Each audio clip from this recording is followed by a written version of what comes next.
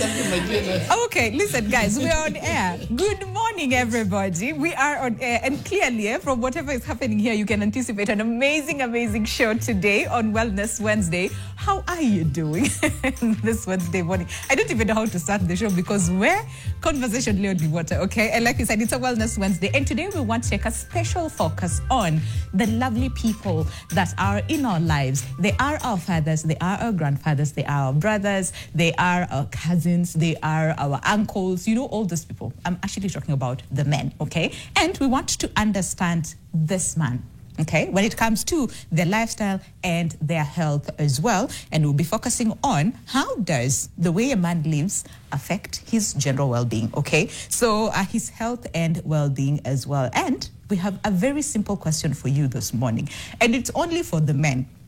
So for the ladies, if you're watching us this morning and you want to answer the question, actually send it to the man in your life, whether it's your uncle, brother, father, you know, send them the question of the day that we're asking them.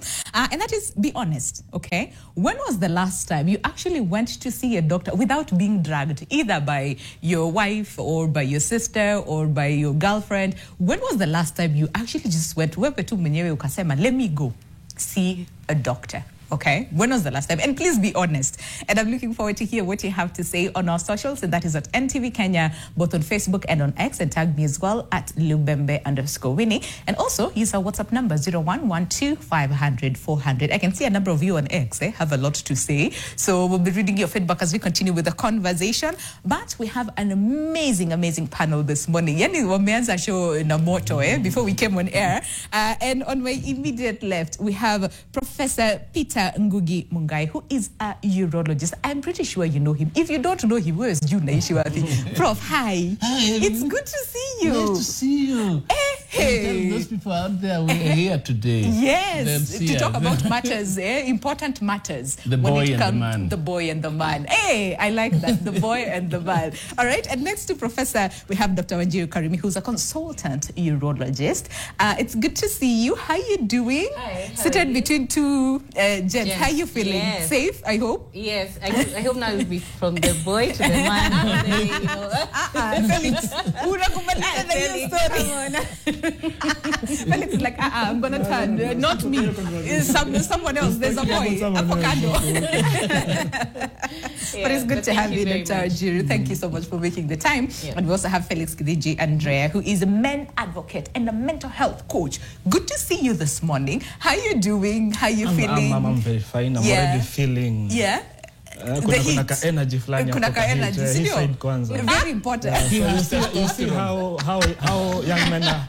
how young men perceive, especially relationships and dating a woman who looks like this. So anaka polished, anaka expensive. Nisham label already. There she's talking her confidence. So what happens to that young man pale kwa mtaa? Ashako intimidated. Absolutely. So what do? You find other things za kujaribu kufili gap. Like and what that now? Is what he'll talk about. Like what now, Felix? Ma libido, manini, hizo mafuta zingine za kukupea nguvu. So that at least you can have something to match her energy. Wow. Mfuke kikushinda, where else do you go? To me, you come to see a urologist. Right. To me. Yes, good. And you know, and I'm happy that we have two urologists here, professor here, to speak to the man.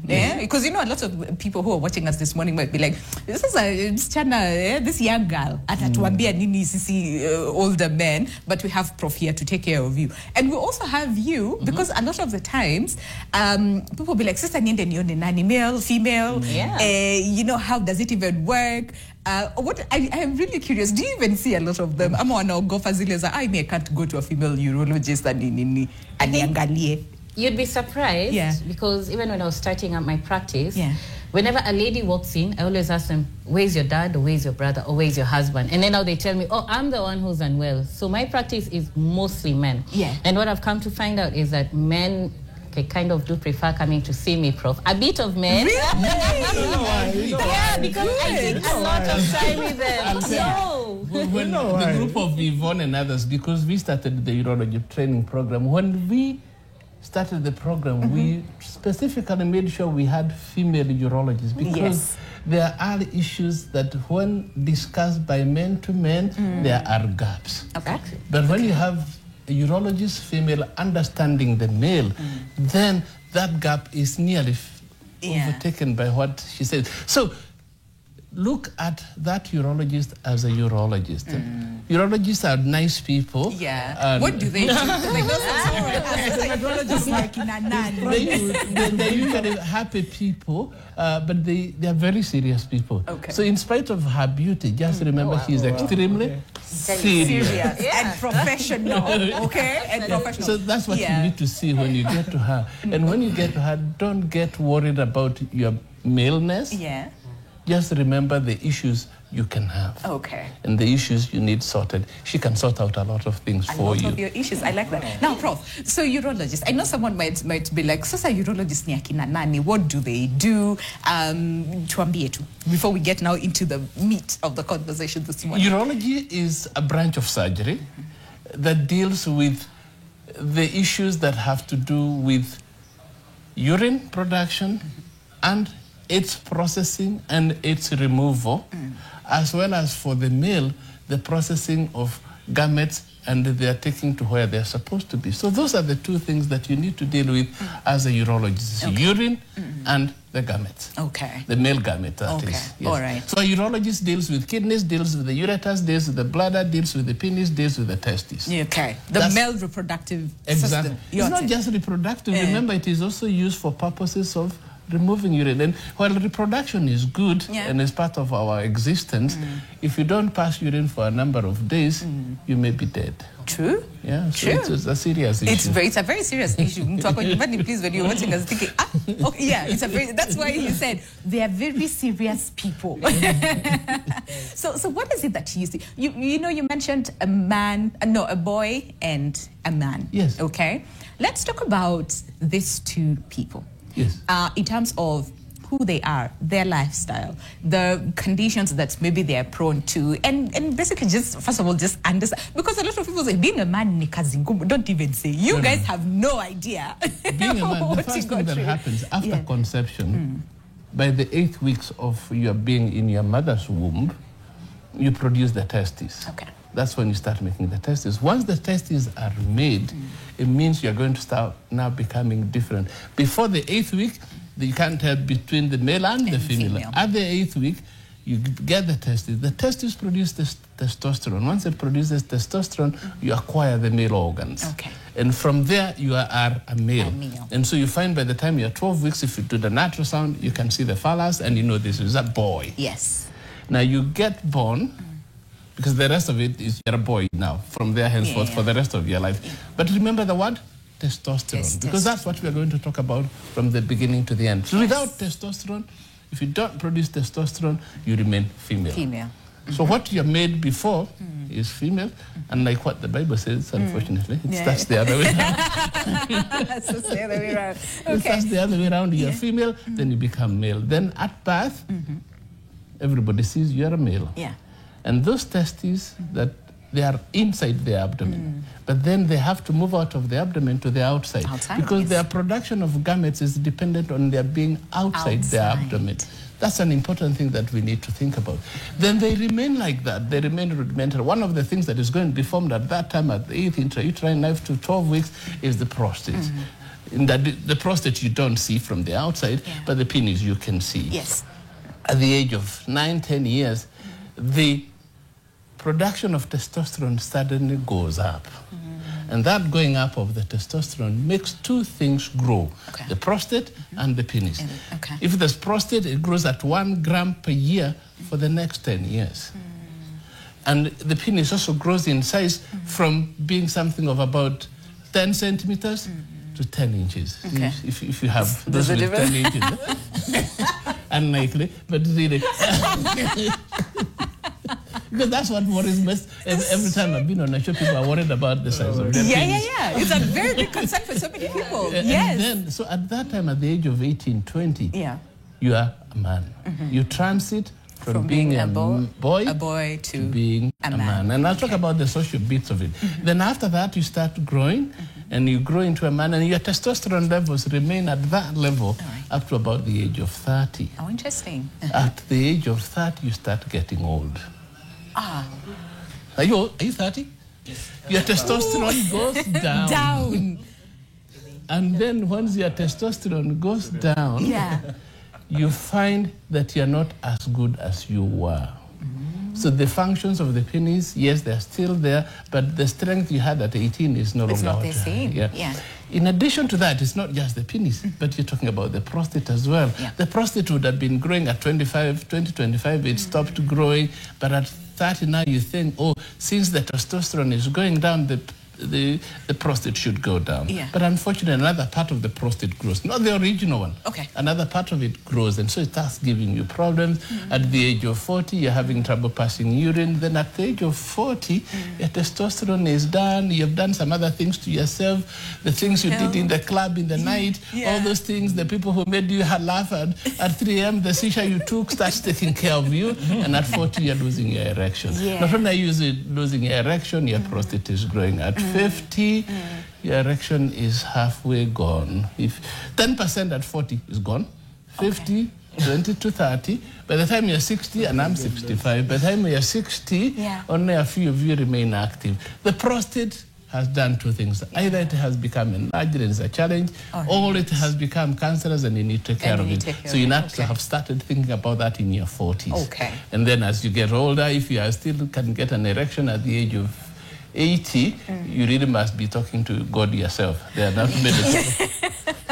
You know, listen, you know, a lot of times when you're having conversations with me, and today we're having an open, honest conversation. We're not hiding anything because there's so many things that are affecting so many men that, first of all, they don't know who to talk to. They don't know if they're safe spaces to talk about. And then there's the taboo aspect of it. I'm a man. I need to, you know, strong. So a lot of men say, even at 90, we will sire children. Let me tell you where it starts. And that is what we have to address as a society.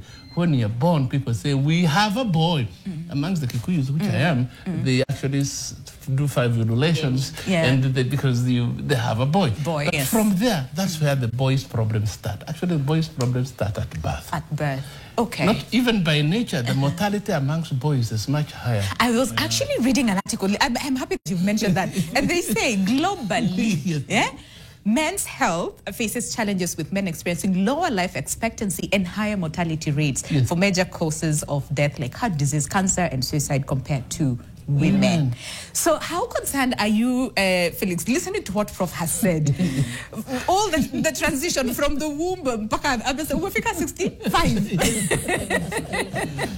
How concerned are you? And then we'll speak to Dr. Wanjiru. Personally or in general? You're here, so personally. Okay. Yes. Do you remember when you started, you said kuwa mwanaume ni ngumu? Umesikia. It started bad. In fact, before, I think ukizaliwa they slap you from behind. Ndio ucheke ama ufanye. So imagine a boy. Umeanza kuchapwa ukiwa hapo mdogo. Then you're growing up. That is how they're welcoming you to this life. So you can imagine inaanzianga from hapo. So now I'm even getting more worried when I'm listening to him, and I'm like, oh my goodness. At 30, testosterone levels zinaanza kushuka. And then I'm seated next to such a beautiful lady, and I'm like, oh my God. Do I start changing? I am going to separate you two. On national TV. Dr. Okay. If that is the situation, and then when you get talked to men, and the fact now they start talking about relationship, and they start telling you why they were left, simply because they fell ill, or simply because they were hit while they were playing in high school, then one of the testicles went up, and they're feeling pain. As if zote zina happen during their lifespan. So it is equally difficult, as she's saying that not men prefer going to her than women. As a counselor also, or when we're dealing with men, ladies are easy. Like they can come and we can talk about relationship and everything. But getting a man and cracking that nut to open up and getting him to open up and talk about, especially talk about breakups. I was reading somewhere they're saying it takes about 8 years for one to process, especially a very hard breakup. Wow.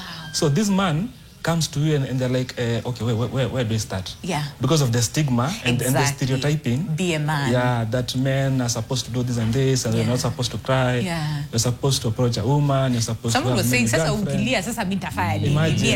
you start crying now, what am I supposed to do as a woman? Even in a counseling room, it's very difficult you'll find like you are even, if you're not careful, if you're not like a professional or ethical counselor, you are deviating from the topic.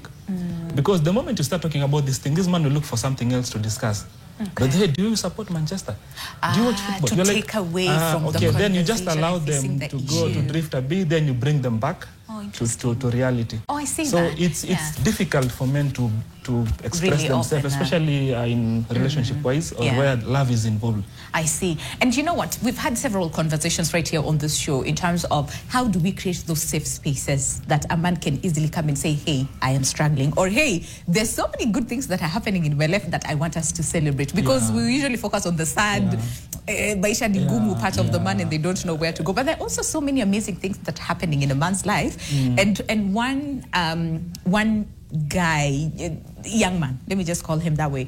Some time back when we were having the conversation, he said, I'm almost always scared to celebrate good things that are happening in my life because I'm like, then what next? Exactly. If I celebrate now, what if it falls down? So there's a lot of things that we need to uncover. I do not want to hurry easily. Like, hey, 1 minute, 30 seconds, let's go on a break. And then when we come back, we'd want to understand. So as a urologist, what is it that you see most? What are the most common complaints that men come to you with, and then how do we unpack from there? Because also Prof said we'll also need to tackle on the social aspect, of the scene. So much to cover this at the side of the break right here on Your World, where conversation remains a motto. Prof has laid ground for us. But don't forget the question that we're asking you this morning, and that is for men. Please be honest and tell us, when was the last time you actually said to yourself, what's a needed Kone Daktari, without being dragged by anyone, okay? I'll be reading your feedback as well after the break. Yes, the question of the day is there on your screen. Be honest, okay? When was the last time you willingly, underlined, willingly went to the doctor without being dragged, either by your wife, by your girlfriend, by your mom, by your sister or cousin, whoever? When was the last time, okay? We'll be reading your feedback after the break. Do stay with us. The show is Your World.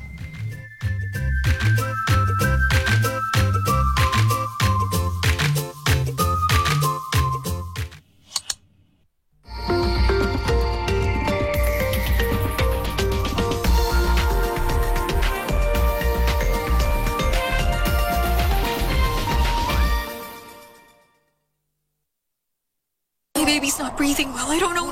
No, it's not normal.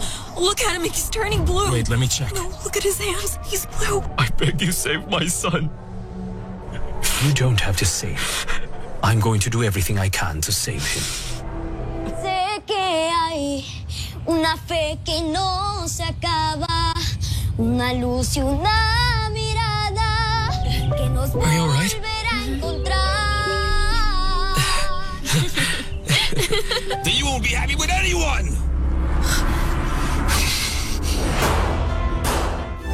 You are the one.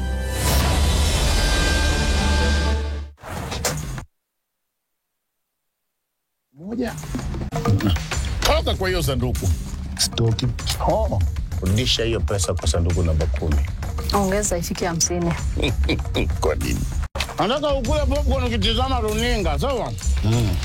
100,000 Kenya shillings! Inch TV Smart 1,000 Kenya shillings! Yes!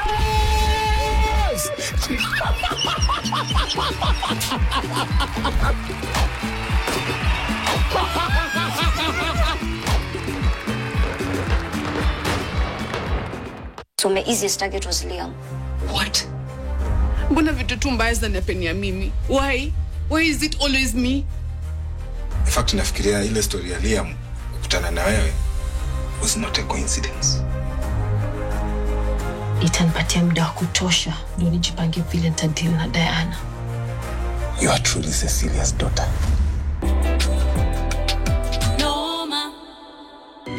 Sensodyne gives you long-lasting protections against sensitivity. And people come in and they're like, oh, it works. I can have ice cream and I'm not in any discomfort. I recommend Sensodyne because it works. It's brilliant.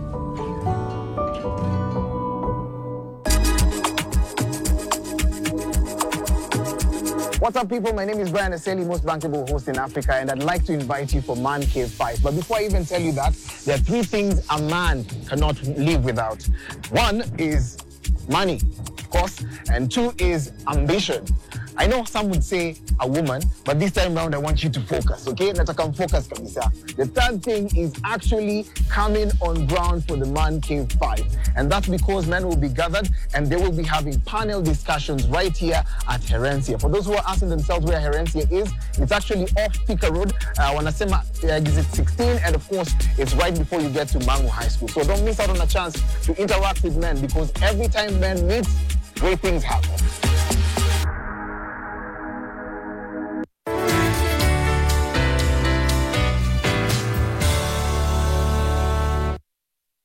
Welcome to Sun Park Residence, a period-gated community on Chadi Road, off Mombasa Road, just 800 meters behind Gateway Mall. Discover spacious 1, 2, and 3 bedrooms ready to occupy and off-plan apartments for sale, starting at just 6.5 million shillings. Contact us on 0793 444 222 to book your unit.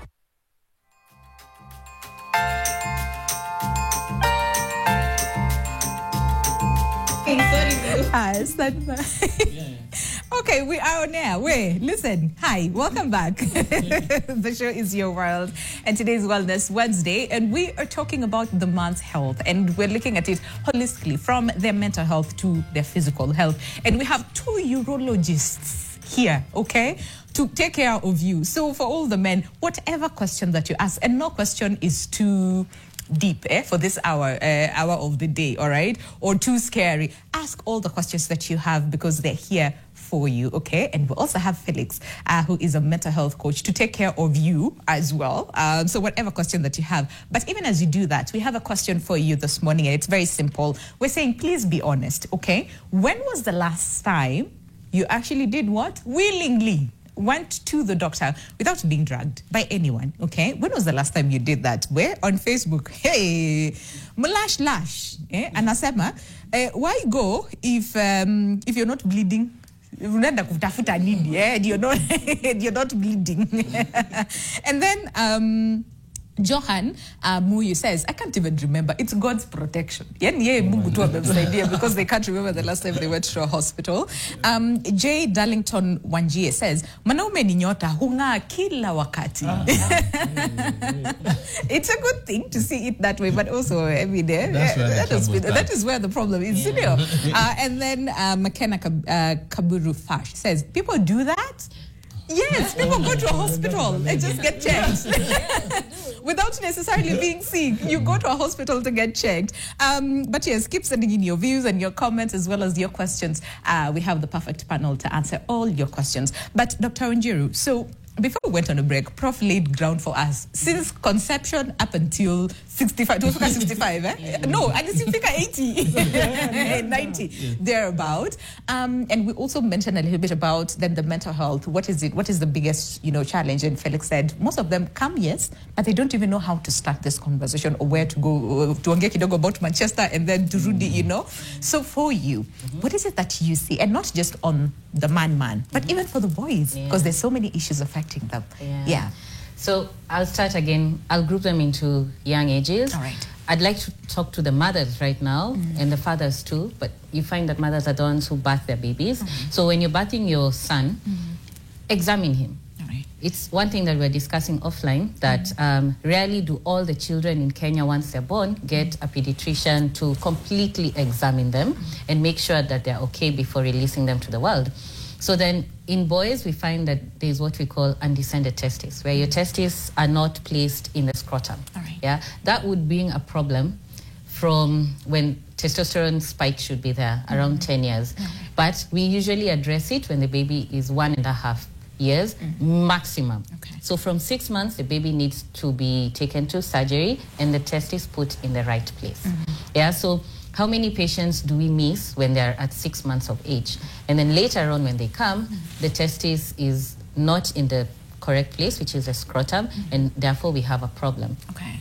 So yeah, that is the children who are of small age. How common is that? How common is the issue? Do you see a lot or less? No, it's quite common. It's quite common. It's quite common. Again, it's just because we don't have good patient education. The parents don't know that it's not normal. And then even for the child, let's say a child goes to boarding school when they're 12. At what point are they looking at another boy's genital areas to realize there's something abnormal with mine? You get? Yeah. So that is actually a missed opportunity that would have been taken care of when the baby is 6 months old. Yeah. So we get to see that. And then at around 12, the other issue I usually get to see is circumcision. It's in our tradition, it's in our culture, but when it's not done properly, then we get a problem. If you go to a quack who doesn't circumcise your baby in the correct manner, then they do end up chopping off the penis. And I'd like it, I have seen a mother with a child and his penis was completely amputated. Oh no. So that means what for this baby? Passing urine will be a problem. Yeah. Sexual activity is zero. Yeah, so how do we help that baby at that age? And that's 12 years of age. Oh no, yeah. Okay? Yeah. Then we go on, and let's say we have the 20-year-olds who are now coming in with erectile dysfunction or body, I want to call it body negativity when it comes to their phallus. Okay. Yeah, because of what they hear goes on at around that age. You're in campus, you feel virile. You hear all the stories of how long people should take. Yes. Yeah, and you remember how long you take. Then it becomes a problem. Yeah. Yeah. Around 30, it's this. And even the size, what Prof was saying earlier on. People are very fixated on the size. Yeah. And sometimes it's not even realistic. It's not even true. Not right? at all. Yeah. So that's what we're dealing with in the younger age group. And then, as Prof said again, when you become 30, we are now seeing erectile dysfunction, which is ED, in younger patients, and it's affecting them. Because someone thinks they're 30, I am now working, I should be settling with a family, a wife, and now my sexual health is going down. So how do we deal with that? Okay. And the other thing I always ask patients is, I want you to think about what time you wake up, what you eat, do you exercise, do you smoke, do you take alcohol? You know, all those things are contributing. What is in our diet these days as Kenyans? Yeah. We don't take care of ourselves as men. Yeah. If anything, we run away from the natural foods that we used to consume kitambo because hiyo ni huko mashambani, mimi nimekuja town. I want to eat like to a town. And that's a very big challenge to our health. Yeah. So then now we have the testosterone issue, we have the ED propping up right before we even now get to, what we call lower urinary tract symptoms in older patients around 45, 50 years old. And that's where now the prostate issue comes in or other things. I see. Prof, can I bring you in this case? And then Felix, I'll come to you to then understand. Because most of the time when we're thinking about like our bodies and especially at that age when they're developing and, you know, beard kidogo sauti, you know, kidogo, and then the body changes. At that time, it can be difficult because there's so many things that are happening that you don't even understand. And then now the whole aspect about comparing, hey, and he said this, and then the other one said this. So the mental aspects at that age, we'll come to you to understand that. But Prof, can we stick with erectile dysfunction for a second? Because we're seeing a lot of, cases of the same, but again, you are the expert in the field. How common is it? What are the numbers saying? And then let's go deeper into understanding more about erectile dysfunction. It's going to be very important to distinguish for our people watching out there. There is something called sexual dysfunction. Okay. And there is a subset of it called erectile dysfunction. So you've got to know the erectile dysfunction is a distinct thing. In sexual dysfunction, you can have ejaculatory disorders. That is not erectile dysfunction. And a lot of patients coming to us think they have erectile dysfunction, when actually what they have is those are the sexual disorders, particularly the stories at campus for young people and other colleges.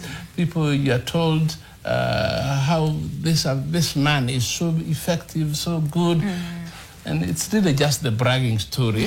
There's no man of that kind. And you've heard this story of a man who is very tall, very handsome, very rich, and he's very good in bed. Such a man doesn't exist. It's a lie. You want to say I know. That's what now you're made to think you should be. Yes. So your aspiration is to that man. And if you're not well taught, the church is very good at nurturing people along those lines, which is why the church is a useful place to be for your boy to grow up. So he's not comparing himself with things that don't really exist. And I'll tell you the one thing I've noticed from when I was a young boy myself and what happened to the boy. I grew up in the rural areas. So when you're a small boy, what happens to you? You're told you should be strong, you should be macho, you should be responsible, you should take care of everybody. Everything, So for you, there's nothing that can go wrong. You're perfect. But then you're not really that perfect. You're a normal person.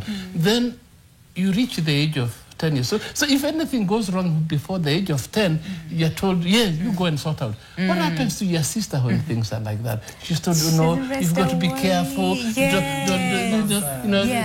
So now that gets into the two minds of both of you. And if the parent doesn't know how to take care of the boy and discourages the boy, that's when trouble will start.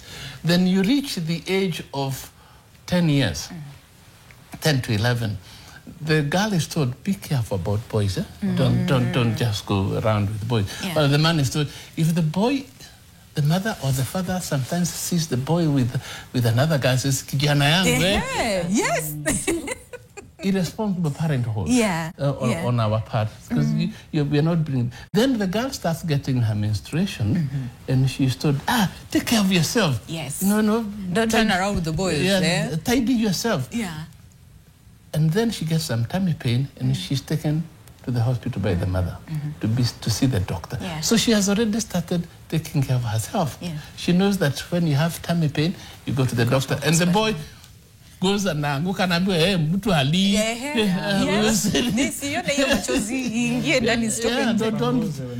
in that period, the one thing, and I said this in another station, that we should look for from that age, particularly 14 to 20, and this I've been particularly addressing our secondary schools, is something called testicular torsion. Boys get pain, and they are in the school, and they go to the dresser, school dresser, and they are told, you got some infection somewhere, and you have a window of 6 hours to take care of that testis. And the boy is on Friday, and he's kept in the school up to Monday. By the time they come to us, the testis is lost. Oh, wow. Or worse still, you get the boy who had that pain and goes to some of our clinicians who don't understand this. Some of them are not clinicians, it's just that we use that term. And he gives them antibiotics and some painkillers, and the pain goes down. Once the pain goes, the testis is dead.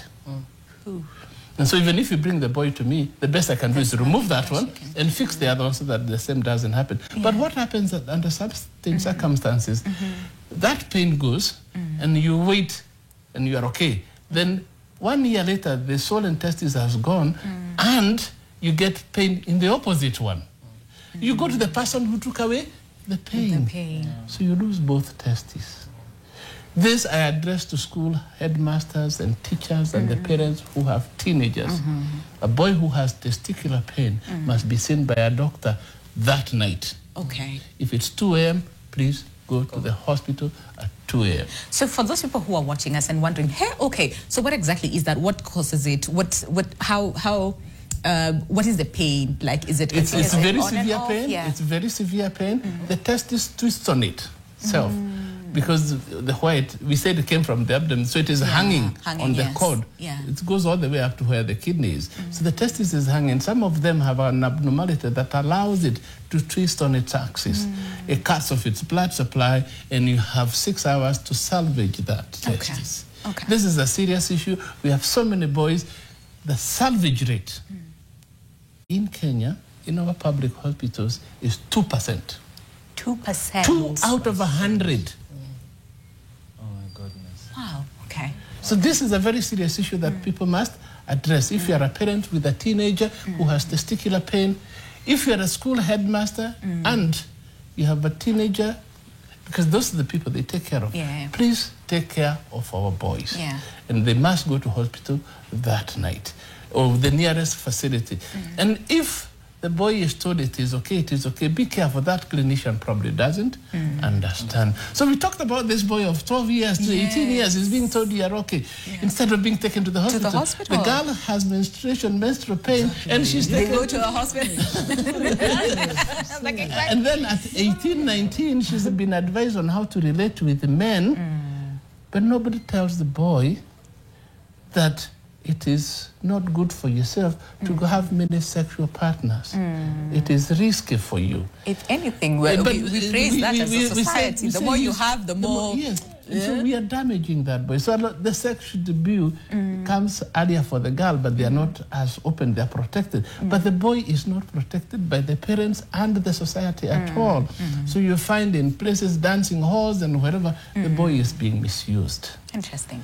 And then there comes the pregnancy. And when there's a pregnancy for the girl, she is told to go to family planning, she's told to go take the child, and the boy, if he's married to the boy now, the boy goes and parks his car and waits for the lady to go. So, yes. The lady is examined for her breast, the pap smear, the everything, or the man is seated in the car. Yes. Nobody has ever taken care of him. Yeah. And then they reach another age where they're taking care of children. The mother goes with all the children to the clinic. The man is not taken care of. He's 35. He's never seen a doctor. And he's paying for the bill. Yes. It's like, you guys go take care of it. Hey, let's go. Yes. So he's 45. Yeah. And he's having some small issues. And when he goes, I told some other people another time that in the days when I used to go to bars, you would go and you hear the guy who is talking about his sexual prowess. And when I used to carry cards, I would give that guy a card discreetly because I know the challenges that he has started having sexual problems. But he's praising himself as a way of telling himself how good he is. So the man doesn't get told. A few women, this is where women play a big role, the wife. If you notice that your man is having challenges with sexual function, it's not because he has another woman. Because that's what all men tell me. The reason why he is not able to perform is because there's a third party to this relationship. But that's not so. It could be, that's when you've gotten a big belly, you've got your diabetes, you've got your high blood pressure, all the contributors to erectile dysfunction. Take your good husband or your brother. Your father is unlikely to discuss with you erectile dysfunction. So you take your brother to the doctor. Because I find something else which is strange. When they're brought like that, sometimes, and I've said this over time, over the last 30 years, the man is seated there and the wife is there and he's complaining about all those other issues. And the wife says, there's something you didn't tell the doctor. Because they're confident to talk about all these other issues, but there's the main thing. Then he says, and yet, no, it has nothing to do. But bring that forth. Yes. You could save your husband. You could. And like we've said for a long time, erectile dysfunction is not just because something you lost. It's your blood vessels, it's your nerves. It could be telling us that you'll get a heart attack in 10 years. Oh, wow. Okay. So be careful about it. So if you have erectile dysfunction, at 60, it's known that 60% of the men who get heart attacks have had erectile dysfunction. So it is one of the telltale signs that you'll get a heart attack. So that if your husband is not performing, please let him go and be evaluated. And then he's waking up in bed and akisha anaenda anakojoa na kisha anarudi. Frequent urination, He won't tell you he has a problem. And particularly if he's been drinking alcohol excessively, you don't even get to know. It could be his diabetes, it could be his prostate, it could be if he smokes, it could be getting cancer, both of the prostate and of the bladder. You can save your man. Wow. Okay. And then you reach 50. Yes. I like how Prof is like going from age to age to age to age. Can we pause on the 50? Because we want to bring in the whole aspect. Remember, like we said, the formative years, teenagers, and even like in the early, say around 20s, there's so many issues that, they're sort of like dealing with, but at the same time, changes that they don't understand. How do you help, this young man who transitioned from being a boy, transitioned all the way to being a young man? And what are some of the common, mental health, I would say, issues that you have seen in this age group? I think maybe from the time I was here with the first show with you, I think that is where it even got more interesting. Because now I started having conversation with my fellow young men at home. Okay. And I remember yesterday before coming here, because they saw the poster, they were like, but ukienda mongele story 1 minute man. And I'm like, okay, fine. We'll we'll leave it to the urologist. We'll talk about that. Yeah. But I think that when you mention or you talk about the manhood, that affects the man totally, and it lowers even their self-esteem. Yeah. So they feel like they don't have the powers anymore. And when they are in a relationship and something small happens, it always becomes an issue. Because I remember I've done a unit in marriage and family counseling. And there's one time we were having a conversation and I was looking at these couples and I was like, can I just slap these two and then tell them to go? Okay. Because what they were, okay, that is unethical, but it was just running in my mind. I'm like, this is not something that they can fail to do. Problem yote is trickling down to their sexual experience. So I'm like, what bed do you have? King says 6x6. And I'm like, do you have another room? What age is that they have king size 6x6? No, they were, I think, in their 30s and above. They were a couple, they were married. Okay. But they were a bit younger, below 40, below 35, I think. And I'm like, do you have an extra bedroom? Yes, please go to the next bedroom, 5x6, sleep there, and then we'll pick it up from there. The next day they came holding hands. Because the moment you sleep together in that small bed, because the there's big contact. bed was crying. There's contact. You had so much distance in the bed. There's no contact. There's no sexual whatever. But the next day they were very happy because it happened and they realized, okay, shida zetu za tukikosana, put them aside. We have to address the main issue. Okay. So you moved to the 30s. I'm very concerned about this young guy. Now, this other age, mostly when we go to high schools, when you go to colleges, and they're talking about relationships. And it comes, issues as am I providing money? And I remember one young man told me that we are where we are as a generation, when you're talking about femicide, we are where we are as a generation because this is where the ladies have pushed us. And he was like, she should have told me if she doesn't love me instead of having 5 more other men. Like, this one is paying for rent, this one is taking her to Diani, this one is, buying shopping. And then because he thinks he's the one who's performing, the lady is with her because he's performing. Okay. So he'll go to the other ones just for provision, material, financial, everything. So, and we try and take it way down and try to understand where is it coming from? What is the main issue? Is it their self-esteem that has been lowered because of too much expectations, societal expectations where they're told a man is to provide, a man is to perform in bed. And if they're 20, they don't have anything and then to you're 20, provide. you don't have that experience. You've never had a serious relationship. You've never handled, a lady who's older than you. Yeah. And now you're putting yourself in this situation. And I remember when I was dating with my ex, and the first time she had an infection, and we had to go to the hospital because, again, I was paying for the hospital expenses. So I had to go because I wanted to know, what is this infection? How does it come and what happens? So when we went, the doctor was like, okay, who ni nani? And I'm like, yeah, she's my fiance. Oh, nice. So I told her, yeah, I've accompanied her because I also want to know if it is exactly affecting her. It's affecting me because when I was urinating, I felt pain. So, and I'm like, I really wanted to know what is happening. So I think that step also helps a lot for you to understand that there's a whole process that happens. Most of the time we've had a lot of couples say, yeah, aliniambia mimi niende kwanza, and then when the doctor says I'm okay, after them they say, ata mimi, I'm okay. Yeah. There's some sort of pain you talked about that you see a lot. I wonder if it's the same pain Prof was talking about before we go on a break. It's the same one. Okay. So when we come back, we'll also address cases of, say, prostate cancer. That is not often talked about. We hide it because, dad, granddad, brother, so it's like we want to hide, but at the same time, a lot of men are affected by the same. So we'll also look into that, but also focus more on your questions. If you have any question, like we said, we have the perfect panel to discuss that this morning right here on Your World. And the question is, be honest. Tunataka honesty today because, like we said, this is such an open space that we want us to talk about all the issues that are affecting the men. And the question is, when was the last time you willingly went to see a doctor without being drugged by anyone.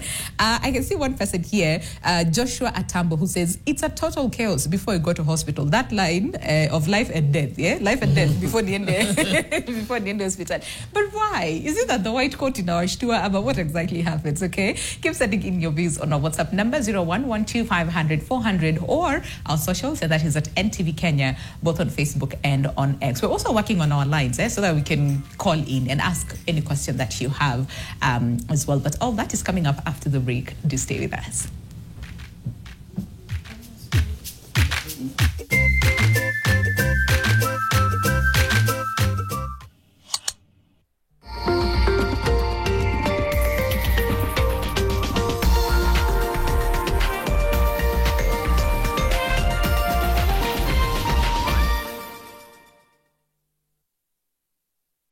After the departure of Massimiliano Allegri, Juventus aimed for a fresh start by appointing the up-and-coming Thiago Motta as head coach.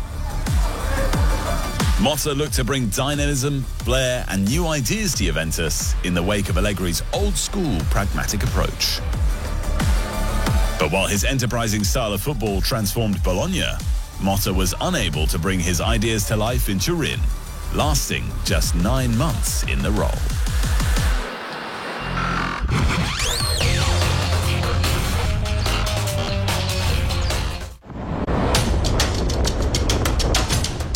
Get ready for an epic series on Twende. More adventure, breathtaking views, and loads of fun. From stunning waterfalls to vibrant streets. And for hiking enthusiasts, we are diving into the wild beauty of Marmanet Forest. For the first time ever, we visit a livestock market. We also get our hands dirty at a local farm in Rumuruti. Think tomatoes, cabbages, avocados, and more avocados. This series is packed with excitement, adventure, and the incredible spirit of our people. This is an adventure like no other, filled with laughter, discovery, and unforgettable experiences. Every Sunday, only on NTV.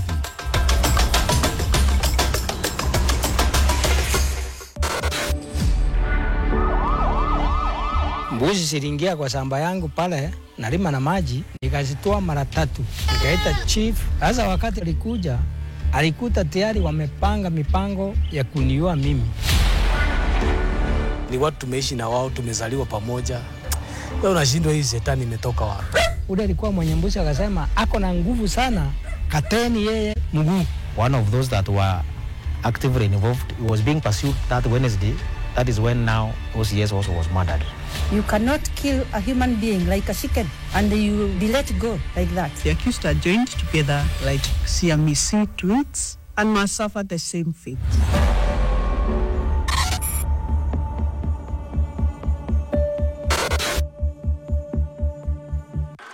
The truth is not governed. The truth governs our beliefs, our faith, the trust we give, the democracy we seek. When held back, it always breaks free. Seek the truth. Set yourself free. Subscribe to Read online at epaper.nation.africa. Daily Nation, the truth unfiltered. The Nation Health Summit is back. Join us as we tackle innovation to accelerate universal health coverage. With rising cases of diabetes, stroke, and cancer across Kenya's 12,000 plus healthcare facilities, we need solutions now. Healthcare leaders will gather to drive the UHC agenda forward. Be part of transforming Kenya's healthcare. Do you want to participate? Details are on your screen.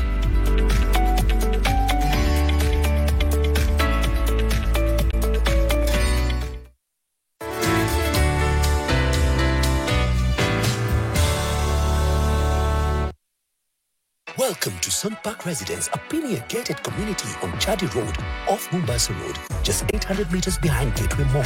Discover spacious 1, 2 and 3 bedrooms ready to occupy and off-plan apartments for sale, starting at just 6.5 million shillings. Contact us on 0793 444 222 to book your unit.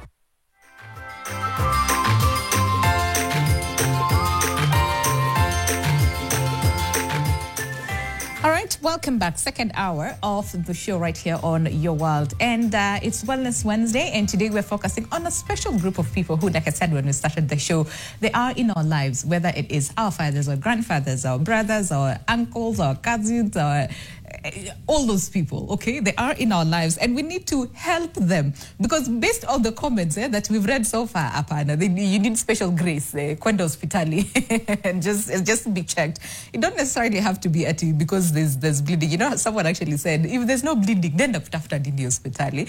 But at the same time, due to this, we're seeing a lot of cases that are affecting so many women, either physical, mental, as well, that so many men go through and don't know who to talk to in the first place and where to get help. But we're saying today we have the perfect people to help you, and we're approaching it all round, okay? So we have 2 urologists here to help us with the conversation, and we also have a mental health coach. We have Professor Peter Ngugi Mungai, who's a urologist.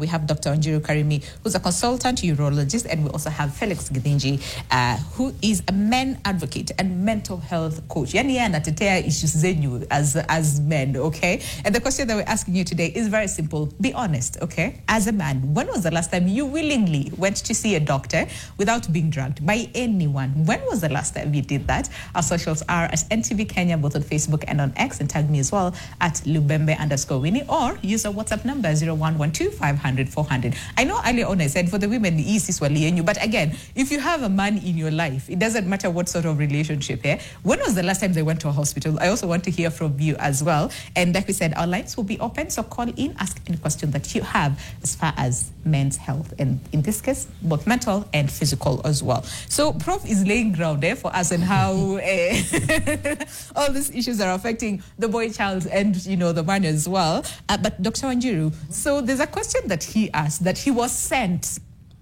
to ask. Do you want to tackle that? And then please say what's normal, what's not, because a lot of people struggle with that and then ends up having, mental health issues just because, quote unquote, they are not performing. And then we'll come back to Prof to now, address all these other issues, prostate, cancer, and some of the other conditions that might affect the prostate as well. Very well, very well. So, Githinji is actually asking about the 1-minute man. Yes. A topic I have presented in conferences entitled just aptly like that as a 1-minute man, yeah? So there's a lot of societal pressure about how long a man should last. Yeah, and even when clients do come in to the office, they come in by themselves the first time, and I always tell them, please, if you can, rope in your wife. The second consult, come with your sexual partner, because I would like to understand this. There's a form we give, it's called the IEF, which is just a score on where you can be placed and how it's affecting you, because by the time a client is coming and seeking treatment, it's because it has affected them sexually. Yeah. So a lot of people, and I think also it's because of the media, how it just puts it out, think that lasting 30 minutes is good, 1 hour is good, 15 minutes, but really the average is around 7 minutes. Okay. Yeah, it's 7 minutes, I know, the golden number, yeah? And then even if it's 7 minutes, if you do it in 4 minutes and there's satisfaction for both of you, well and good. Below 3 minutes, well, that can be a problem, because most times you feel with women getting more empowered and more enlightened, they will be able to voice out their concern, yeah? So what do I do whenever these clients walk in? Actually, this consult takes way much more time than any other consult. A sexual health consult for a client, because I need to delve into so many things. How is work? I need to tackle your physical well-being, your mental well-being. How is work? Where do you live? What time do you wake up? What do you eat? How is your wife? Do you still find her sexually attractive? Is there someone outside? It's so many things. How are the children? Yeah. So Even then, when a client does walk in, we walk them through the journey. I do not rush to giving medication at the first instant. I will for some, and I always tell them it's probably for 1 month, and then come in and then we see how it is. And the first question is, will I get addicted? And I tell them, not necessarily. You don't have to get addicted. Yeah. But then the other issue that we are getting is we are getting 18-year-olds, 20-year-olds who are already on this medication. Why? There is a medication called sildenafil, the blue pill, commonly known. You get a client who walks in, tells you, I have used the 50 milligrams, the 100 milligrams, even the 150 milligrams. And I'm like, oh my God, where am I starting with? Yes. You know, this should not be medication taken every day. What exactly are we dealing with as the core reason? Yeah. Our prof also mentioned that it could be a sign of you getting a heart attack in future. But also then one of the tests that we look at is, are you diabetic? So I always send clients to check their fasting blood sugar, that's one. Their cholesterol levels, that's the other test. For some, testosterone would do, but really most times we find that the testosterone level is normal. And either even from a physical examination, I should be able to kind of tell that you have good testosterone levels. You know, you're bearded, you have the hair distribution, you have a deep voice.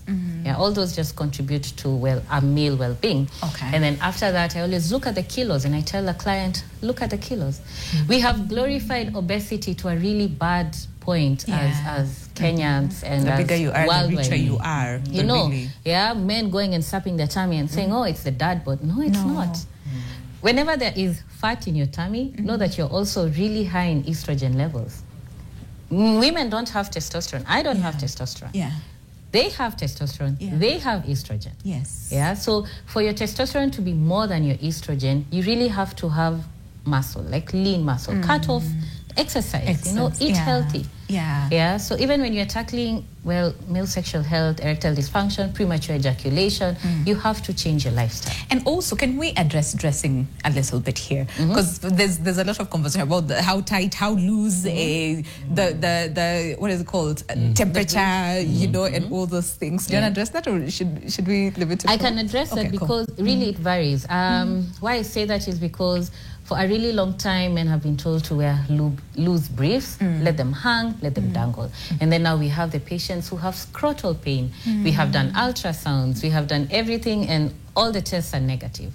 So then what happens? We actually advise them to wear the briefs which have scrotal support.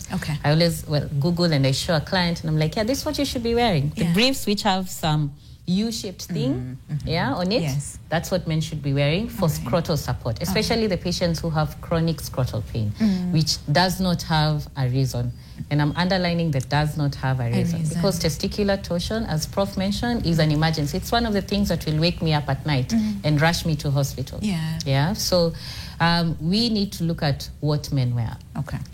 Not too tight, but something with scrotal support too.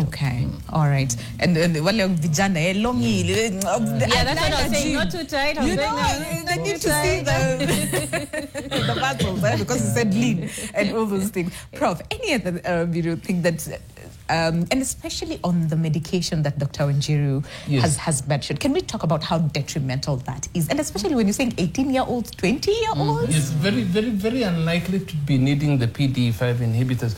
I was in the UK in 1995, August, when Pfizer announced the discovery of sildenafil, Viagra. And before then, the only treatment we had for erectile dysfunction was injecting into the penis, which was commonly done, and you injected and told the person to run home because the next time you need one, you'll come back to me. and so in Pfizer announced and in about 3 months, they had sold $1 billion of worth of this. And the one thing we had an African component of the sildenafil treatment, and we said, do not prescribe this medicine for yourself. And this is so important that people don't just go to the pharmacist and say, give me the pill. There's sildenafil, there are lots of others. But if you take the tablet, if you don't need to, then you'll have challenges with yourself. And people have talked about deaths. The majority of times the deaths are not due to the tablet. It's because the people who die must have been using the tablet. The two are not the same. Because if you're of an age where you have to use these drugs to get an erection. If you drop dead, it will be blamed on the tablet, while actually it could be the heart attack that follows, because the disease you have also predisposes you to heart attack. But that aside, the demand for overperformance is the reason why people turn to this pill. And there are various issues. Some of them are psychological, some of them is counseling. Like the man comes and tells me, particularly the young people, when I'm with my wife, I can't get an erection. When I go out there, I get a good erection. Those are psychological issues that should be handled psychologically. Because the woman has something to contribute in this. If you're always telling me, well, ni bure, kazi yako ni kulala tu, then you don't get it. It's not the beauty, it's the physical beauty alone. It's the heart beauty. The heart beauty. The heart beauty has to be right for you to, for the man to be able to get an erection. If the heart beauty wanes with time, then the erection will disappear, and they will need to use tablets when they actually don't need to use them. But when you need to use, the doctor will evaluate you, like Yvonne has said, evaluate that you need, and they will titrate your dose to your needs, so that you're given the tablets that you need. But there is a very big disaster in our country in terms of the availability of these drugs over the counter. These are not OTC drugs. They shouldn't. These are prescription drugs, but our pharmacists have let us down. And so you start using sildenafil at the age of 25. What are you going to use at 45? I'll have nothing to give you. Like she said, you've already used all these drugs, and you didn't do the adjustments that were required. If you use sildenafil and smoke, the sildenafil is going to correct the deficit brought by the smoking, but the smoking is worse. Just stop smoking. Okay. If your blood sugar is 16 millimoles per liter, just correct the blood sugar. And then we have another challenge in this country in terms of who you go to see. You go to see somebody, and Yvonne talked about the testosterone level. Some people will just give you testosterone just because your testosterone is at the lower end. If you take testosterone and you don't need to, even when you need to, remember it is a birth control pill for the man. The moment you take testosterone, your sperms disappear. So you can't take testosterone and be expected to have children. Wow. Okay. And if you use it for a time, for 1 or 2 years, like people use it in the gym to get macho and things, you will have very good erections, but you'll be blowing gas. Completely nothing. Yes, this is something that people need to understand, that you don't just use some of these drugs, and there are even clinicians who give people testosterone when they don't need to. And then that same testosterone can give you a flare-up of the prostate cancer you might have been born with. So all those things are issues that you should address, and we have enough doctors. When I came back to this country, there were 5 urologists. Now we are more than 18, we are training more. There's no reason for you to miss somebody to go see a doctor. To see. And a man must see a doctor at least once a year, and a urologist is one of the common people you need to see. But if you don't get the urologist, we also teach our undergraduates a lot of these things. And they can help you. Majority of the time, they'll be able to get what is happening. So don't just go to the pharmacist. Pharmacists, please just read the prescription and give it as it is. Whatever is written there. But don't give them, and don't make a diagnosis. Because the training for diagnosis is not just to know that you have a disease called X. There's a process of making a diagnosis, and if you don't use that process, you could kill your patient. The patient. I like that. Can we also talk about the mental health aspect? Because again, aside from relationships, you know, and marriage and all those things, which to a bigger scale contribute to what, you know, Prof is saying, the environment at home, you know, how it is, how are the kids, you know, like Dr. Wanjiru mentioned, how is the relationship with your wife and everything else? We've also have a lot of cases of depression, but now the statistics, you know, what the numbers say is most women are, you know, when it comes to cases, say, for example, of suicide, we see higher numbers in women, but when it comes to completion, you know, thinking about it and you know, suicidal cases, it's actually the men who do it. So can we address these cases? Even cases of depression, we see a lot of self-medication as well, or unhealthy habits, to alcohol and, you know, all these other things, thinking that is that to say they deal with our issues, but really they aren't. So to a larger skill, do you want to talk about the daily habits, the little things that and they but before do, he comes in, let us make sure that we tell people that if you turn to alcohol to solve your sexual problems, alcohol increases your desire, but takes your performance to the floor. To the floor. Okay. So you won't perform. Yeah. Take alcohol, take your Grandfit, one bottle, but you will not perform. Yeah, it will take it to the floor. No matter how expensive that Yes. Yeah, so let's address that. Let's address the healthier ways to deal with, the day-to-day issues that affect the men. I think how also the society has packaged us as men, we don't normally talk. That your point ya kuongea, that is where the problem starts. Okay. And mostly even when you talk about sex and men, they talk about it when we are in groups. Okay. And every time it's about glorifying my prowess. It's not about the challenges, the difficulties. And I think so much pressure has been put on this man that he needs to perform, he needs to take her to Club 9, he needs to do this, he needs to come up with a style, he needs to. So a lot of everything has been poured, expectations to this man towards this whole process. But mina semaga, it is a two-way. Okay. It's a two-way traffic. Yeah. Like if I'm not doing it well, tell me how you want it done. Show me, it's like let's have that conversation. So mostly utapata men, we normally don't even know how to express ourselves, because when you just talk about the advantages and how good we are and everything.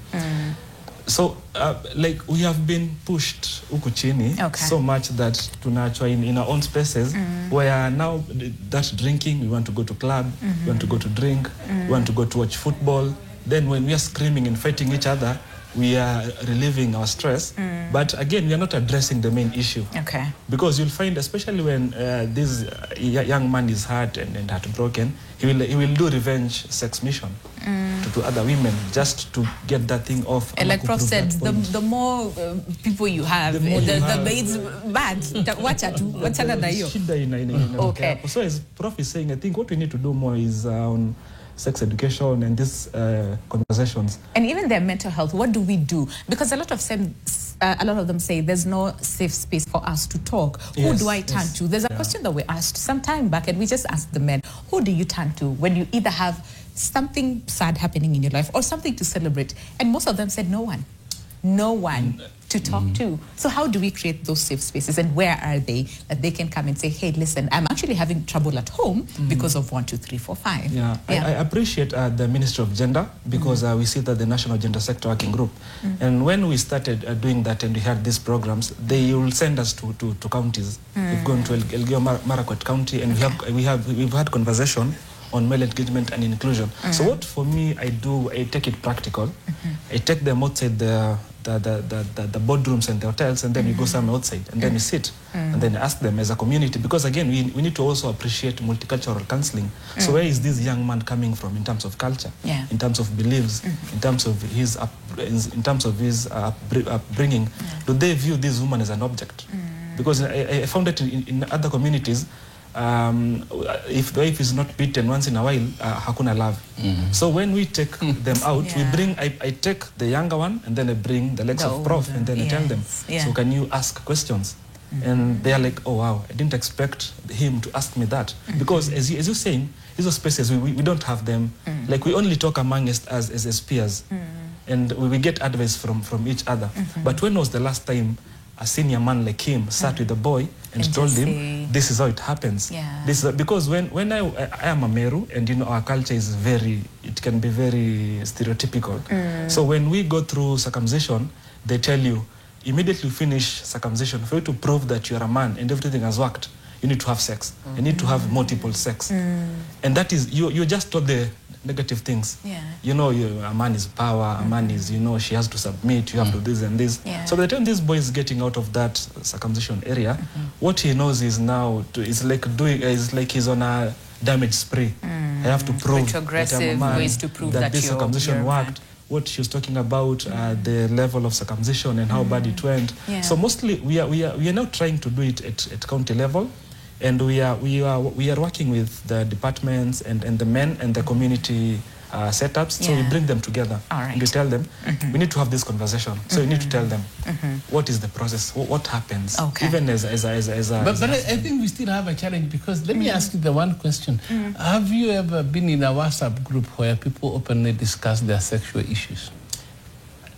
That is what I was saying. It is very difficult. It doesn't happen to go to that. So for me, as a psychologist also, because you know the ways to start bringing those conversations. We were in Kibra some other time, and we were with 20 young men, and we started talking about sex. So when they hear you first talk, they're like, okay, fine. So it's not me alone. So still peke yangu nilienda go through okay, so go to their level and be just vulnerable go down enough to their level and start talking about that. So tell them, first of all, just love yourself as a man.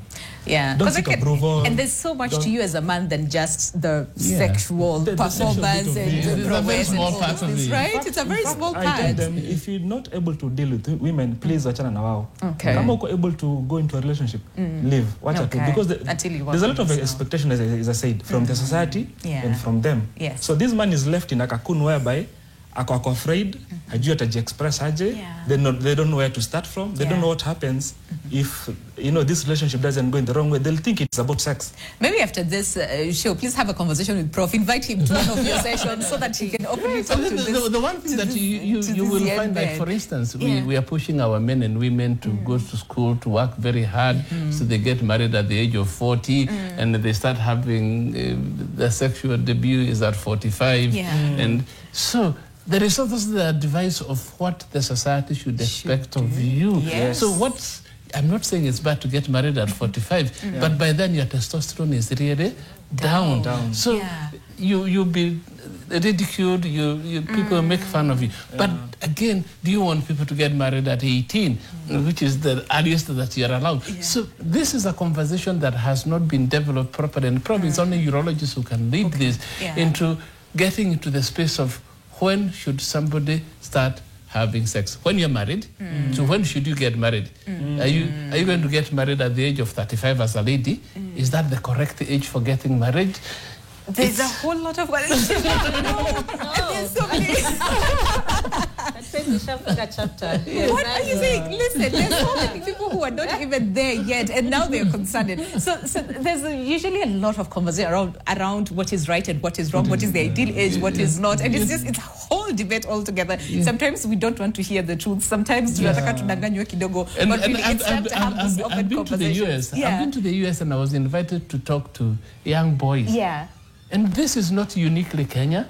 You see, I saw these teenagers, they're American boys, and they were still having the same issues like our boys are. Probably theirs is worse because the society doesn't really care. But ours, we have something unique that the rest of the world doesn't have, the church. And that is something we should not lose. The church tells us how to behave. Therefore, the church should also start prescribing, I dare say, when should you not wait to get married.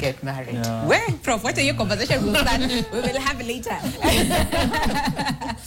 Dr. Wanjiru, so again, there's so much that we've talked about, from pain, and to to all the cases of prostate. Prof, no, you didn't talk about that. Yes, we will. I would like to touch on that. Please, yes, can we, and then also the red flags, because now Prof amesema at 30 testosterone levels zimeanza kushuka, now everyone is concerned and all those things. But yes, a little bit on prostate and also the red flags in general. If this ukiona hii, this could mean this. If you do this could mean, so that we help as many people out there. So I think in my mind, what I was just formulating is that the times that a client should be brought in, a male patient should come in, as I've said, 6 months, so that we can look at the undescended testes, around 10-12 months concerning circumcision, around 20 years as you're trying to understand yourself as a man, 30 years just because now we are seeing the male's sexual health issues, but 45 years of age, a man should always be seen. And Europeans have done this so well because they text you. They text you as they're telling you, you're turning 45 in October. Make sure you're seen in September. We have scheduled you to be seen. And that's where I think as the Kenyan government, we should really head. Why 45? Why not 30? So, yes, why 45? Because that we can address, you know. But 45 because that's when now we start seeing problem with the prostate. So what is a prostate? Let's start from that. The prostate is a really small gland that's found, just under the bladder, which holds urine. But the function of the prostate is to produce a really small liquid that's part of what you get whenever you're having sex. So the prostate, as you become older can get three things. It can get an infection, which can be difficult to treat, especially because of, by the time you get to there, you have to have been examined, you have to have tests done. The other thing that would happen is it will become bigger. So what's the normal size of a prostate? We say less than 30 grams. Okay. Yeah. You can still get a patient who has a 30-gram prostate, but is having symptoms. Okay. What is that size? Something at home, the households. Oh, they say chestnut, but how many Kenyans have seen chestnut? You know, we say walnut. You might have seen a strawberry. Yes. That strawberry is the size of a prostate. Okay. Yes. All right. Small one or big one? Because also a plum. Okay. Plum. You know, plums. We've all seen plums, so they're going out of season. Yeah. So then, what happens when you are having issues with your prostate, which you should look out for? The first thing, you can have frequency. What is frequency? You have passed urine now, and within 2 hours, you've gone to the washroom again. Okay. You know?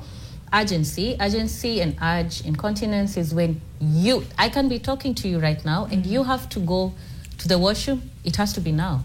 I do have clients when they walk in, they're like, I've sat down right now, but let me rush out. That's urgency, you know? Nocturia is how many times do you wake up at night just to go to the washroom? You know, and even on nocturia, I really like to belabor on this point, because when you're waking up to go to the washroom so many times at night, that means you're not sleeping. When you get poor sleep, you're getting cranky in the morning, you don't wake up well, and it just messes up your entire day. Yeah. The other thing we look out for is weak stream. I always ask men, and I joke about it, and I'm like, oh yeah, so when you were young, you used to be able to aim at that housefly right over there, but right now your urine is falling closer to your shoes, you know?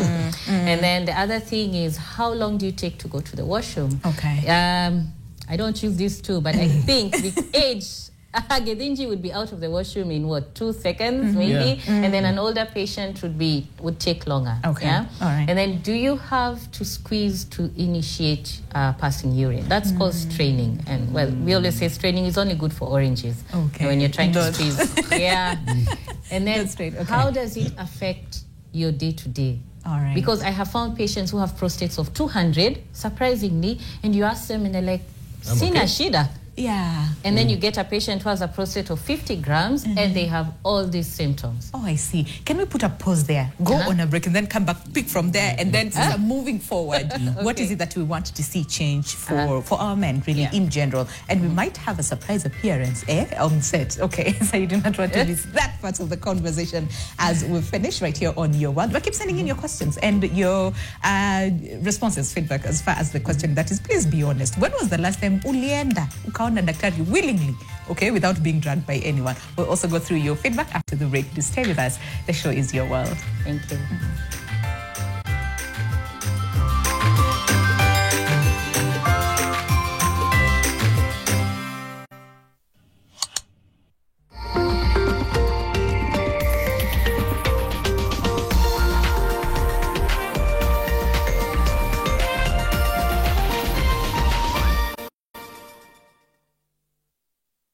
Baby's not breathing well. I don't know.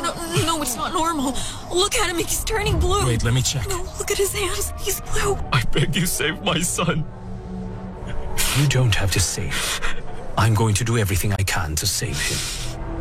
Sé que hay una fe que no se acaba, una luz y una mirada que nos volverá a encontrar. Then you won't be happy with anyone! You are the one. Mahadhi ya kusisimua na yenye mvuto. Kutoka mashinani hadi mijini. Zaidi ya madaktari 200 wameweza kuanza mgomo wao rasmi. Serikali ya kaunti inaendeleza miundombinu kuhakikisha kuwa maji inapatikana kwa urahisi. Ni chimbuko la habari zinazokuhusu wewe. Kupata ID, sisi tulikuwa kama aliens ambaye wamekuwa discriminated. Michebebe is very nutritious, very chlorophyllous, very delicious, but less malicious. Bila chuku, bila upendeleo. Taarifa halisi na asilia kutoka kwa wananchi kwa ajili ya wananchi. Ndilo kero la taka ambao umeshuhudiwa katika mji huu wa matunda. Kama serikali hawajachukua hiyo hatua, sisi wa Orma tutachukua hatua. NTV Mashinani kila siku ya wiki saa 12:30 jioni hadi saa 1 jioni. If there's one thing that makes you feel absolutely glam, what would that be? It has to be something that I'm comfortable in and something that I feel like, ooh, actually, I'd rather not have makeup, but have my dress.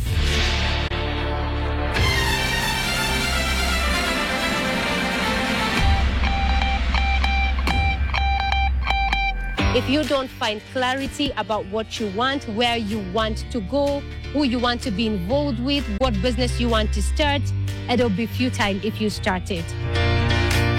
What are some of the benefits of working out as a woman as you continue growing older? You get rid of pains in your body, in your joint. Lots of women suffer with backache, shoulder, knee. You need your body to be stronger to be able to hold you.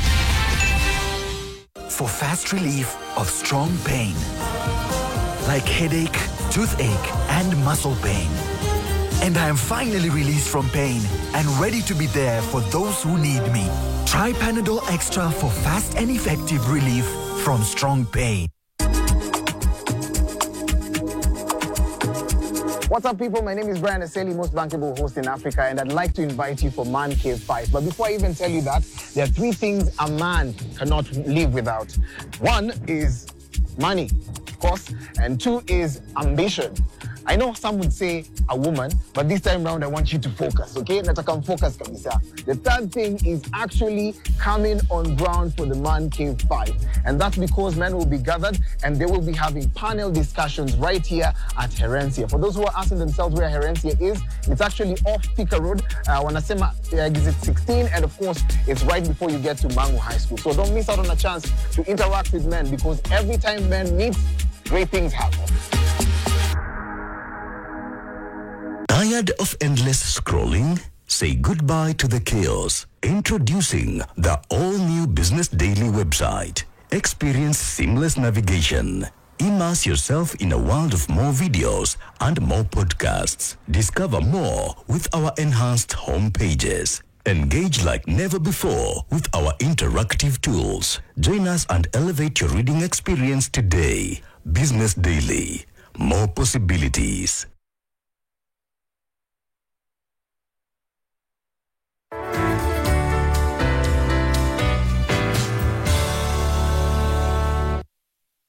Welcome to Sunpark Residence, a period-gated community on Chadi Road, off Mombasa Road, just 800 meters behind Gateway Mall.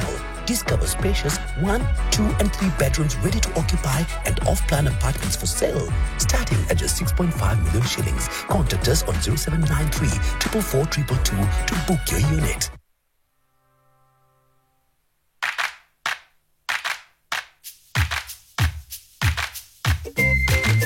All right, welcome back. Final minutes. Yeah, Jackson is our director. There's something he's doing with time. Anafanya hivi clock. Idenda haraka. But we're in the last few minutes of the show. That is Your World on this Wellness Wednesday, where, like I said, we're focusing on the amazing, amazing people that are in our lives, and that is the men. From the boy all the way to our grandparents. Yeah? And if you're lucky enough to still have your great grandparents as well, we're focusing on them, their health and their general well-being. And the question that we're asking is very simple. For the men, please be honest. And even for the women, we also want to hear from you. When was the last time a man in your life went to the hospital, went to a doctor, whether for a checkup or because, you know, there's something that they're feeling here and there, without being dragged, okay, by anyone? When was the last time you did that? Well, we'll sample your feedback before we end the show. But right about now, like I said, surprise, how? We're joined by Mzee John Njorogenje here, who is a herbalist, and I'm sure majority of the people will, kabla ende hospitali, they want to see wacha tuone nani atasema nini. Unajua dawa dawa ya kienyeji, dawa ya nyumbani, watasema nini, and then you go to a hospital. But let's hear from him. It's so good to have you. You say that you watch the show all the time. I am so humbled. Very regularly. Thank you so much. And it's so good to see you. And sometimes I wish how I can reach you. Yes. But I have no means. And you're here today. I don't know how you came to me. Yes. I was called yesterday. Yes. Then I wondered. I told them, I shall come. Oh, thank you. Thank you for making the time. The reason why you're here today is because a lot of the times, and we addressed this as we started the show, majority of the times men don't know where to go and who to talk to. But it's so good to have you today together with Prof and Dr. Wanjiru.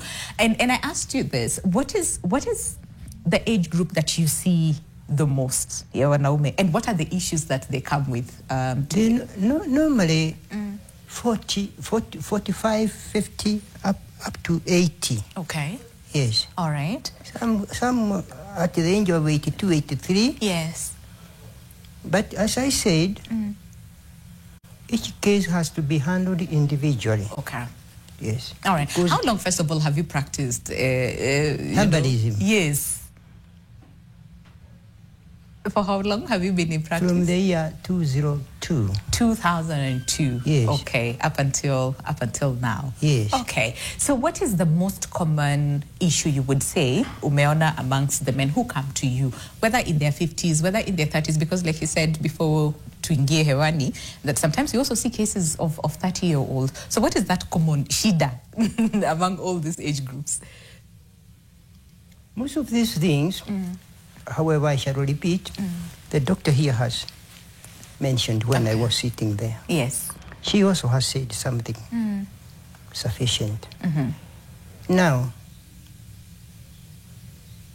this thing, first of all, we could start with you two are doctors.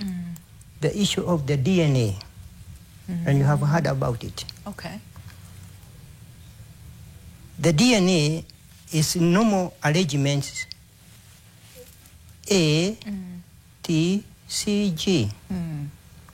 Sometimes C can come before T. Okay. And this means that person will have certain diseases in the course of his lifetime. All right. Now,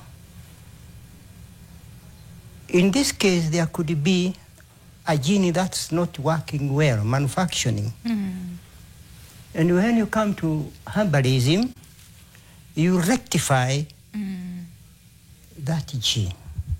Oh, you rectify, fortify, so that it can work well. Okay.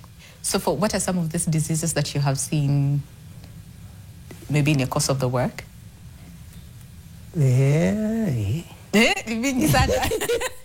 There are many. Common ones? Miss, remember, there are many. Yes.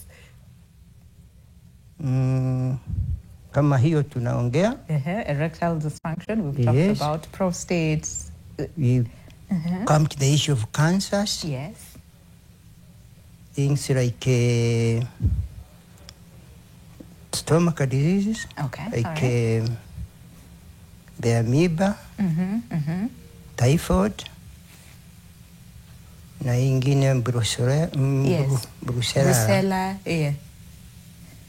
And coronitis. Oh, interesting. So we're focusing on and also arthritis. Yes. Also the issue of the eye. I went to, when I was being operated at Roresho, August 2022, the doctor came to know that I can address the issue of the glaucoma. Okay. They told me, can you prepare one treatment drug, then bring it to us because we don't know how to treat it. Okay. So I told him, I'll give you one, and it's a cure. All right. That disease is gone, kabisa. Oh, interesting. So you work hand in hand with doctors as well, just to see some of this condition? No, it was just something because I had gone for an operation to remove the cataract. Oh, I see. Okay. Yes. Okay. So we're focusing on the man today, and there's something Dr. Wanjiru was talking about before we went on a break.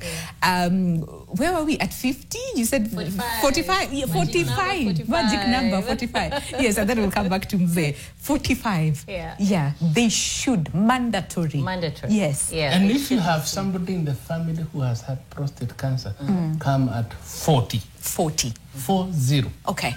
Okay, history of cancer, 40. Yeah. But kama kuna history of cancer, 45. Yes. It has to be that, yeah. So then now when you do come and we take a good clinical history, we examine you, and then now with the tests that we run. And at that point, the most common one is what we call the PSA. commonly done, and I'm really grateful to churches and what they've been able to do, because now they've been able to create outreaches and do the PSAs to these patients. Yeah. The only gap that we have is if the PSA is elevated, do they get to be referred to the correct person? Do they see a doctor? And unfortunately, and I think even Prof can attest to this, we do have patients who've been seen by clinicians with elevated PSAs, which would suggest a patient having prostate cancer, and then they are not investigated further. And we lose out on patients there. And that's why even when clients do come in and they have prostate cancer, I tell them, no, this is not a death sentence. Yeah. We can manage it. Yeah. Just be willing to walk with me, with us, you know? And that's the one thing that I'd like to preach, and I think we need to preach, that once you have early diagnosis, it can be treatable and managed. And even for those patients, as Prof was saying, if I always ask them, where are your sons? Because unfortunately these days you find that males are being brought to hospitals by their daughters. Yeah, and therefore you ask, where are your sons? And they're like, oh, they're busy in Nairobi, they're making money, they're taking care of the cows. So I tell them, you know what? Once he hits, 40, let him become and be seen. I insist. If I diagnose you with prostate cancer, I tell you, bring your brothers. That's a must. Yeah. Standard. All right. Yeah, I tell the mothers, watch out for your sons. I see. Yeah. Okay. Well, hey, 45, magic number, but 40 as well if there's a history of prostate cancer. All right, Prof, anything you want to add? I think we need to give people statistics. Yes. So that they are guided by what we know. Yeah. A lady by the name Anne Correll from Kenya Medical Research Institute published in 2017 and again in 2023 the biggest killer, cancer-wise, of men in Nairobi is prostate cancer. Wow. Chances of you dying from prostate cancer is that big, and we extrapolate the same to the rest of the country. Our prostate cancer in 1996, we published our statistics that prostate cancer was being diagnosed at the age of 78 years. So we've preached, the churches have done, and I want to say there has been an impact. Our age of diagnosis is changing from 78 to 68. So people are coming earlier. Yeah. And when they come earlier, we can treat them and they can be cured. Yeah. I've said before, if you look for the cancer, you can be cured. If it looks for you, you'll die from it. You'll die from it. Okay. So if you come to me with prostate cancer, I'll treat you, but I can't cure you. If you come to me and I find prostate cancer, we'll cure you. Okay. And remember, and there are certain parts of this country, we're doing a research that shows the Mount Kenya region has the highest incidence of cancer. Not only does it have a high incidence of cancer, it has the most aggressive cancers. Oh, wow. It is a killer in that region. It kills in the rest of the country, but it's particularly so. And we are tying that to the herbicides and the pesticides that are used for the treatment of animals and the growing of crops in that region. Yeah. So we've got to address that as well. We have a current study that is looking at that. What is it that we have in our environment that is making prostate cancer that common? Okay. The mortality from prostate cancer in this country, if what we call disease-specific mortality, if you are diagnosed with prostate cancer, 70% of the times you die from it. Wow. Because we don't get people early. Yes. And Yvonne has mentioned PSA. It is the most important test that we use. Okay. It is the screening tool to get prostate cancer. In the Western world, they have the same incidence of prostate cancer, but the mortality from prostate cancer is less than 10%. Interesting. So you have the prostate cancer, but it doesn't kill you. Yeah. But in our part of the world, you get it 70% of the time, it will kill you. Yeah. You've got to find it. Okay.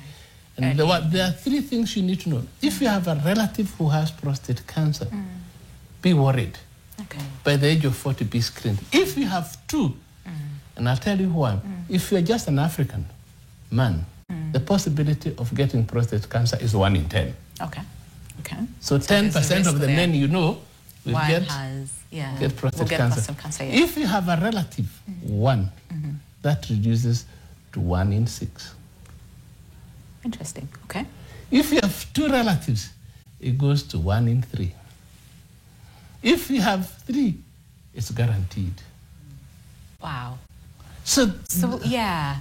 So you need to find out, before you bury whoever you bury, it's a good thing to bury people when they die.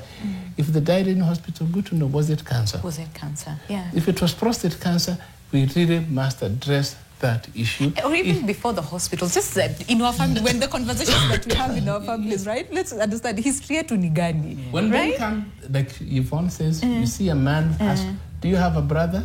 Do you have a sister? Do you have a sister? Yeah. See a breast for the lady is a reason for you to also get prostate cancer. Ovarian cancer is another one. Those two also lead to, because they're hormone producing organs. So prostate cancer is big disease in this country, whether you are rich or from the street, whether you are rural or from the city, whether you are educated or illiterate. Yeah. It doesn't come. And so the one key issue that must be done in this country is look for this very disease. And we now have capacity in this country to treat early disease. All right. And we're getting easier and easier ways of treating prostate cancer that will cure the majority of our patients. I've seen patients from the year 2000 and beyond who are still alive 25 years later. Oh, nice. But if you get it when it is late, you will die in a short while. But even those who have it, we still treat you. 5 to 10 years ago, you lived for about 2 years in this country if you get it. Today, if you have prostate cancer and it has even gone to places, you are likely to live for 10 years. Oh, wow. So we still can take care of you. There's hope. I like that. You know, someone is saying here on Facebook, this is Naserian Namunyak, who says, most boys keep quiet because they have military parents. And due to fear of vulgar criticisms, mtoto ananyamazia, and later in life, things are already messed up. So I want to ask Mzee, what is it that we can, because again, you're what, 80? Said? I'm 85. 85! Look at you, strong. And I'll be 86 at the end of this year. Oh, wow. Yes. Wow, we'll celebrate you. So what is it that you want to say? Because again, you've seen so much. You've experienced, again, you know, you've had experiences, you know, over the course of time. What is it that you want to see change now when it comes to not even parenting per se, but our health and how we're taking care of ourselves? And since we're focusing on the men today, what is it that you want to see change in terms of how men take care of themselves and take care of their health?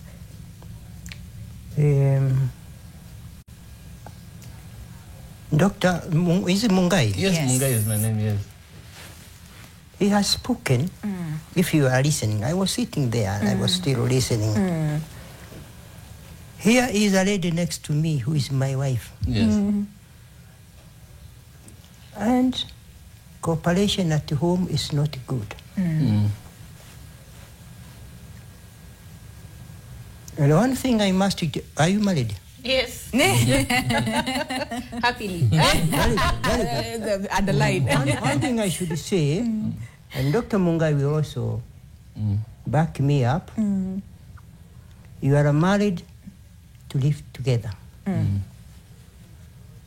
And most, for example, now I don't have money this month, or this month, and Dr. Karemi tells me, I don't want you.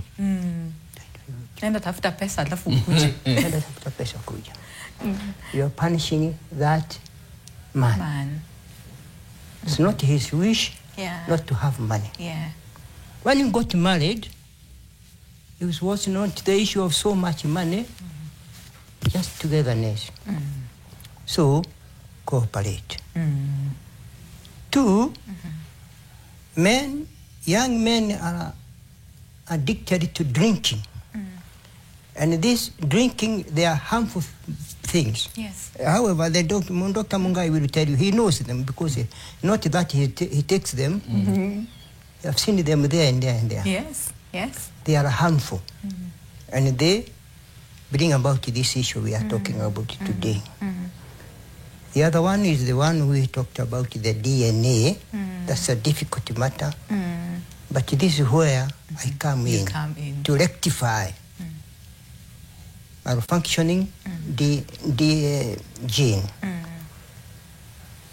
However, the other thing that can be addressed that's concerning the government and Dr. Mungai has spoken here, why has the government allowed these herbicides and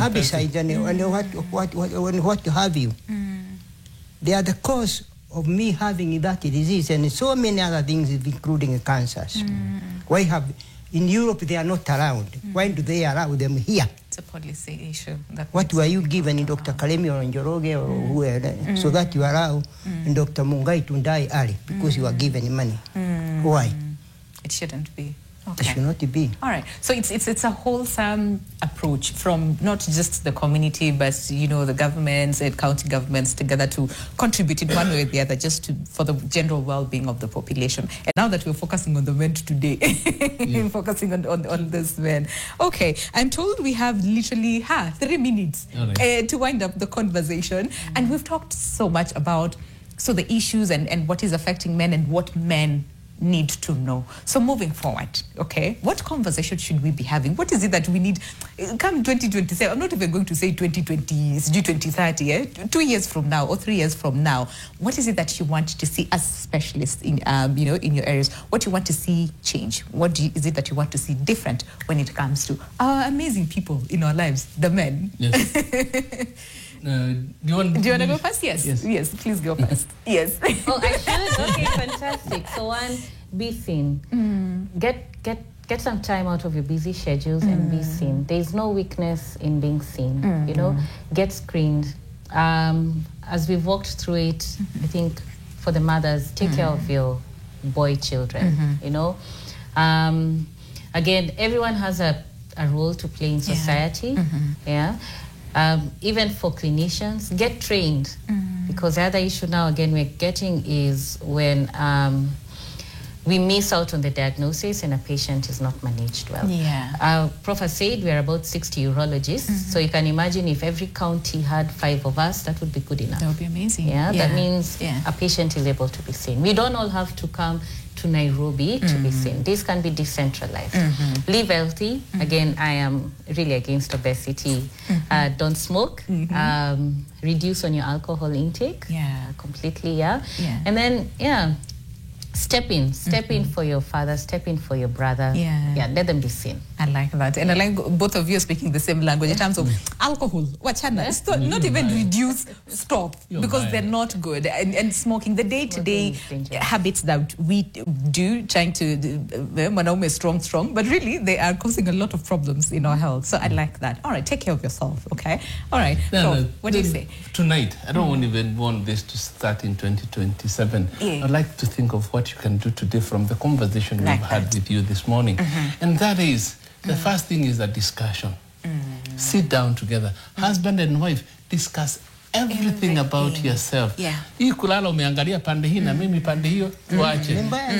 Let us have a discussion, especially about our sexual issues. The way you discussed it when you were 20, discuss it at 80. That will cure a lot of it. Then the one thing I got as a child growing up in the rural areas is that sitting around a fire, children and their parents, so that you discuss, so that you know, Anko aliwava na nini, Anko alikuwa na ugonjwa gani. That is very helpful for you as a person. So if you sit together with your children, this idea you reach 18, your father is in Kariobangi and you are somewhere else, some very far away along Thika Road. You meet once in a month. You're no longer one family. So the church advocates for people to pray together, and we are told a house that prays together grows together. So that's the one thing we need to, so that we discuss the issues about us, so that if you see something you haven't seen in me before, please let us discuss it. The last one is a policy statement for this country. The policy statement should be encourage our people to health-seeking behavior. The policy of health-seeking behavior. And now we have our government from about early 20s to now. We've been looking at the government supporting the healthcare services from NHIF to SHA today. These noble gestures by the government is to get people to access healthcare. It can be improved, but what we have, let us use to make our people access healthcare. If we can do that, and then we have health promotion by the same, our government, because while the central government has done a lot in terms of bringing SHA and all those, I think at the county level, advocacy for healthcare is missing. That's what we can start tonight. I like that. Yes, not 2 years from now or 5 years from now. And again, this is a conversation that we can continue over time as well, because we don't just dedicate a single day to talk about health. No, we need to talk about this in our WhatsApp groups. In our WhatsApp groups, also talk about health as well. But I like the clarion call from all of you, from Zeo to you, Prof, is that we need this daily habits that we do pombe, cigarettes, pills, all those things. Yes. Please, they're not good for you, okay? But even as a man, just take and care especially of yourself. Alcohol. Please, that binge on Friday will kill your erection next week. What a way to end the show. Mic drop. Prof, I'm a drop mic, so we say goodbye. Thank you so much, Prof, for that. Professor Peter Ngugi Mugai, who's a urologist, Dr. Wanjiru Karimi, consultant urologist. The John Joroge Njehi, herbalist, also joined us in the conversation and agrees. Yes, pombe baya. Tuache hiyo kitu. Baya zaidi amesema. Dr. Mungai, you have a bigger role to play here. You have access to government offices. Why should I be making pombe mbaya inaua watu? I'll give you an example. I once went to Kibera to visit a certain lady. Na wakati nilienda anatengeneza hii chang'aa. This was the early 90s. Okay. And she told me, my children are not allowed to take this thing. Nikamuliza, moringe. Is it?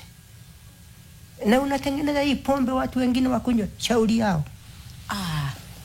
Okay, clearly there's a gap. There's a gap, eh? That's so much that is. No. Yeah. Rumbebe does not want her children to take this thing because it's harmful. Yeah. But let children ya watoto wa Mungai na wengine wakunywe. Yeah. The government should not allow these things to happen. They have the means to eradicate stop these things. Why don't they do that? Something to think about. Something, Prof, you've been tasked. I should access government. You should access. Yes. Yeah. I know where the minister is. Yes. You know you can drive. I don't have a car. Okay, but he has a means to access and ask these questions. Very good question. Yes, they should ban this completely. Okay. Wacha tufunge show and then take up that task, moving forward and ask these very serious questions. And also earlier on we had Felix Githinji Andrea, who's a men's advocate as well as a mental health coach. Thank you so much for your time today. We've learned a lot, and even our camera person Salim is like, hey, and then so we've all learned together, and clearly the ball is in our court, both men and women and children and grandparents, everybody, to take care of these amazing people in our lives, and that is the men. So I hope that you've learned so much from today's conversation. We'll see you tomorrow on Trendy Thursday right here on Your World. We'll be outside, okay, and we'll tell you what we'll be focusing on tomorrow. But until then, stay safe, God bless, na muache pombe. Clarion call, okay? Goodbye.